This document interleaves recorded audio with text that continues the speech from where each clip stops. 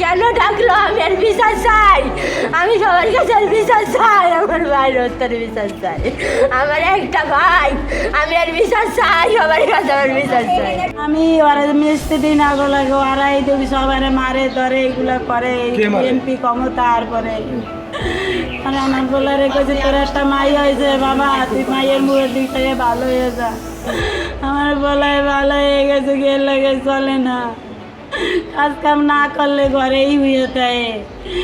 এই বলারে ঘরে নাইকে নিছে। আমার বলে আর কোনো সঙ্গীর লগে চলে না, কালকে রাইকে ডাইকে নিছে। আমি দেখিনি স্যার ভালো করে, আমি একটু দেখেছি আমার বাইর করে দিয়েছে। এই যে তাইদুল যে ছেলেটা এ কি ব্যবসা করে না? উনি তো ব্যবসা করে, আমি দেইনি স্যার, আমি ওরা চিনিও না। তাইদুল কি ওই গ্রুপের সদস্য? আমার মনে কইতাছে যে ওই গ্রুপের সদস্য।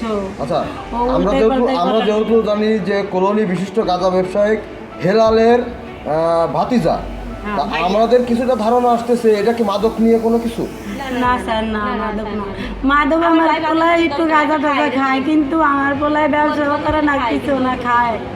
গাঁজা একটু খাই তো ওই ডাক দিস ওই লেগিয়া, ওই লেগে আছে। আমি এই যে দেবো ওরা আমি খুঁজি নাই, মনে করছি যে গেছে মনে হয় ওর বন্ধু বেড়াদারের লাগে, ওরা যে নিয়ে এরকম মারি গেলে এটা বুঝি নাই। তারপর আরো তিনজন ঘরের ভিতরে ছিল, হেরা বাড়ির ভিতরে ঢোকে না, দুজন ঘরের ভিতরে ঢুকছে। বাড়ির ভিতরে ঢুকছে সোহেল আর আলমগীর বাড়ি ঢুকছে, আক্তার, সোহেল আর হচ্ছে এটা আর একটা বলে শাহুল হচ্ছে বাড়ির বাইরে ছিল, ওরা বাড়ির ভিতরে ঢোকে নাই, ওই দুজন বাড়ির ভিতরে ঢুকছে।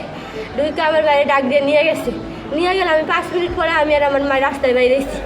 রাস্তায় বাইরে আমার বাইরে আমি খুঁজি পাই না কোনো জায়গা, কোনো ডাক দিল গেল কই ওরা। পরে আমরা খুঁজতে পাই না কোনো জায়গা। বন্ধ করলে এই ঘটনা তার আমরা জানি না। আমার স্বামীর ফোনে ফোন দিয়েছে, এই যে ওসি সাহেব ফোন দিয়ে কয় যে এরকম সাগর তোমার কি হয়, তখন কয় যে আমার বউ নেই হয়। পরে যাই এই আমরা থানায় কী আহত, আমরা কই আহত, তার সাথে কার সাথে মারামারি হয়েছে চলো। পরে আমরা থানায় গেছি দৌড়াইয়া, আমার মা গেছে, আমার স্বামী, আমি গেছি। রাত বাজে তখন 5টা, আর কোনো ব্যান ট্যান পাই না, আটতে বেড়ে গেছি। যাইয়া পরে আমার বাইরে যায় পাই নাই, না বলে নদী সাহেব কয় যে আপনার ভাই আহত, হসপিটালে ভর্তি। আর আপনার ভাই কয় আটটা দিচ্ছে নো, পুলিশের জায়গায় 8টা দিচ্ছে নো, আর এরা দিচ্ছে নো, সোহেল দিচ্ছে নো, তারপরে রহমান দিচ্ছে নো। আমি কই কি হয়, এরা তো আমাকে আশেপাশের বাড়ি, আর আমি আর আমার মায়ের ভয় ঠেলা কই না। আমি কই আল্লাহ কী হবে, কেস কামাই হইবে, আমি তো জানি না আমার ভাই নাই, আমি জানি না, আমরা ভয়ের ঠেলা নামটাম কিছু কই না যে কী হয়েছে না হয়েছে বৃত্তান্ত আমরা তো জানি না, মাসের কেমনে ভাসামো। আমরা সে তদন্ত করে বাড়ি আবার থানায় গেছি, থানার লোকে আমাকে আবার হসপিটালে ভর্তি পাঠাইছি। পরে আইয়া দেখি আমার ভাই আর নাই, হয়ে গেছে, আমার বাড়ি গুল্লি লাগছে, মানুষ মারছে, আমার ভাই আর নাই। নাম তাহিদুল ইসলাম। ঘটনা হচ্ছে আমি একজন দোকান ব্যবসায়ী। ঘটনা আমি দোকান থেকে বাড়ি ফেরার পথে কিছু লোক আমারে মানে ধরে আটক করে। আমার মানে ব্যাগ ছিল আমার কাছে, ব্যাগ নেওয়ার জন্য অনেক টাকা ছিল, আমার দোকানের ফোন সবকিছুই ছিল আর কি।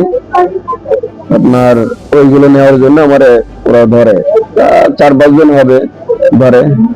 এখানে আমি তো ব্যাগ দিতে চাই না, সেখানে অনেক সময় দুস্তাগুস্তি করে আপনার একজন বলে যে বন্দুক বার কর, পরে গুলি করতে বলে।